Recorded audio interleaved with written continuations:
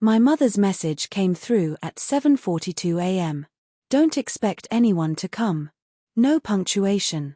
No affection. Just finality. It read like she'd been waiting for this moment, not to celebrate me, but to confirm what I'd known deep down all along. I stared at the screen while the makeup artist fixed the last pin in my hair. The scent of hairspray stung my nose. Outside, the wedding planner's voice barked about the floral arch inside. My phone buzzed again. This time, it was a photo. All of them, my mother, my sister, my bridesmaids, even my fiancé's parents, barefoot on a beach in Maui, smiling, cocktails raised. The caption read, "Finally together." That was supposed to be my wedding day. And yes, they were finally together, without me. I remember how the room seemed to tilt slightly. My pulse didn't race, it slowed. That's when I knew I was finished. Whatever part of me had once begged for love, for acceptance, for fairness, it died quietly in that bridal suite, somewhere between the lace gown and an unopened bottle of champagne. I didn't cry. I just took a slow breath, locked my phone, and whispered. Perfect timing. That was the first move. Michael and I had met 5 years earlier at a charity gala my mother hosted, the kind where people talk in money and smile too wide. He was the only person who didn't seem impressed by my family. Maybe that's why I trusted him. He spoke like someone who could see through the noise. 2 years later, he proposed using my mother's diamond necklace wrapped around the ring box. She called it symbolic. I should have realized she meant possession. They adored him or acted like they did. Family dinners, business ventures, vacations. They wove him into their circle until I wasn't sure who he belonged to anymore, me or them. But love blinds you. Trust slows you down. Betrayal wakes you up fast. It began with whispers.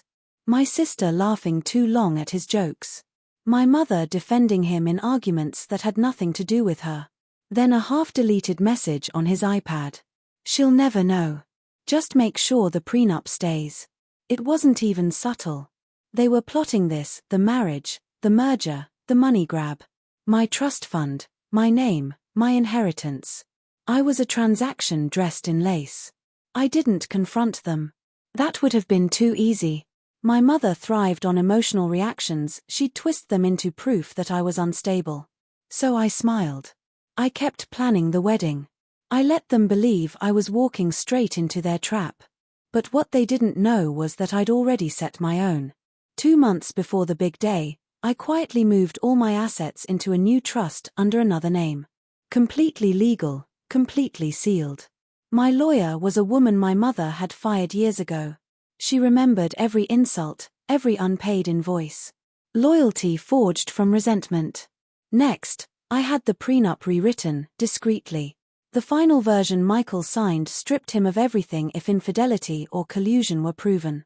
He didn't read it. He trusted my lawyer's draft. Then came the invitations.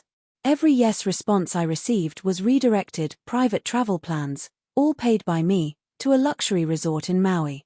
Technically, my mother owned it, but through a company I had recently acquired. I knew their greed wouldn't let them refuse an all-expenses-paid pre-wedding getaway. They thought it was a secret celebration before the ceremony. They didn't realize they were stepping straight into a cage. So that morning, when I saw the photo of them toasting on that Maui beach, I wasn't shocked. They believed they'd abandoned me. But really, they'd trapped themselves 3,800 miles away, on property that had just changed hands. At 8 a.m., I texted my lawyer, perfect timing. By 8:15, every access code, account, and deed tied to my mother's estate had shifted into my name. The resort they were standing on, the accounts funding their lifestyle, even the villa they were staying in, all mine. By 9, power and Wi-Fi were cut at the Maui property. Security was told to escort all unauthorized guests off the premises by sunset. And at 10, the exact time the ceremony was supposed to start, my lawyer emailed Michael the updated prenup along with evidence of his messages to my mother and sister. He had signed himself into nothingness. I didn't walk down the aisle. I walked out of the venue, calm, steady, the morning sun catching the diamond on my hand like a shard of light. By evening, my phone lit up with missed calls. First from Michael. Then my mother. Then dozens of messages growing more frantic with every hour. What have you done? We're stranded. You can't do this to your family. Family? The word finally sounded like what it always was, a contract written in obligation, not love. I didn't respond. I just sent one picture back, the same photo they'd sent me, but with a new caption. Finally together, without me. By midnight, the headlines broke. Aries cancels wedding, takes control of family empire. They called it bold, ruthless, strategic. I called it closure. I didn't destroy them. I simply left them to live in the world they created, where loyalty is currency, and love comes with terms.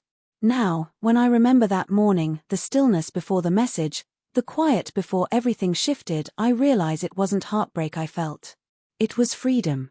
Because revenge doesn't have to be loud. Sometimes it's legal, silent, and perfectly timed.